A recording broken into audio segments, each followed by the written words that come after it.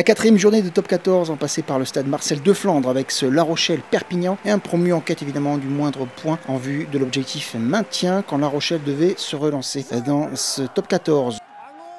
Les 30 premières minutes seront marquées par beaucoup de fautes, de maladresse et d'en avant entre Maritimes et Catalans et ce 3 partout au niveau du tableau d'affichage. Et une constante dans cette rencontre, c'est la domination des Maritimes sur les mêlées fermées. Et regardez bien ce petit côté avec passe entre les jambes de Victor Vito, le capitaine. Tout de suite, on va aller vers les extérieurs et Vincent Rattez, l'ailier, est magnifiquement servi pour ce surnombre côté extérieur que Jonathan Bousquet ne peut défendre. Et le premier essai de la rencontre est donc signé par les Noirs et Jaunes des entraîneurs Grégory Pata et Xavier Garbajosa, 8-3 à la marque avant la transformation de West. On revoit évidemment cette inspiration de Rattez sous les yeux de plusieurs remplaçants rochelais. La pause est donc signalée avec ce 10-3 et justement les Catalans vont réagir. Ils vont tout d'abord pilonner près de la ligne. L'avantage de Monsieur Brousset est bien spécifié. Tomé Cochard est entré pour cornaquer ses avants. Beaucoup de coaching dans cette rencontre.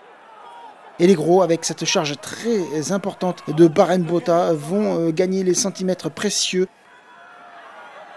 Tomé Cochard va du coup regarder s'il peut écarter sur l'extérieur, à droite, à gauche. Il fait en sorte que ses avants puissent lui donner un ballon propre et il s'insère au ras du regroupement. Le demi de mêlée et capitaine des Sanquor qui redonne de l'espoir aux Catalans qui tenaient bon avec un très bon Eronisso pour sa première titularisation sur l'aile. Et Tomé Cochard qui redonne donc de l'espoir 10-8 avant transformation et la transformation qui va passer et permettre donc le 10-10. Mais voilà, à la 55e, les Maritimes vont se réveiller et enfin prendre les choses en main. Ils vont aussi moins commettre d'en avant et le coaching va être payant. Sur ce ballon, on gagne quelques petits centimètres avec des tas, des charges, des pick and go petit à petit.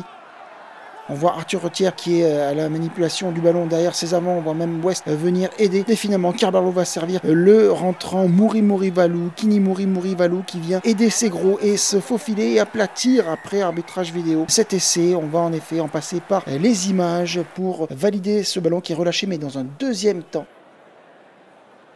C'est vraiment l'essai du break qui permet à La Rochelle de mener 15-10 avant transformation et surtout à La Rochelle de prendre ses aises au score. On continue avec ce ballon qui va être écarté vers l'extérieur. Et là encore, c'est un entrant, Geoffrey Doumerou, qui fêtait ce jour-là son anniversaire, qui prend de vitesse Paddy Jackson et toute la défense catalane. L'ancien centre montpelliérain et parisien et qui profite de la fatigue, des fautes et des carences de la défense perpignanaise pour marquer ce nouvel essai et 25-10. Mais voilà, on le signalait en début de résumé, la mêlée rochelaise aura vraiment dominé son vis-à-vis tout au long de la rencontre. Et à cause de fautes répétées, Monsieur Brousset prend ses responsabilités et va sous les poteaux accorder cet essai de pénalité. L'essai du bonus à la 76e qui permet donc ce 32-10. 32-10 et Perpignan n'a plus rien à espérer.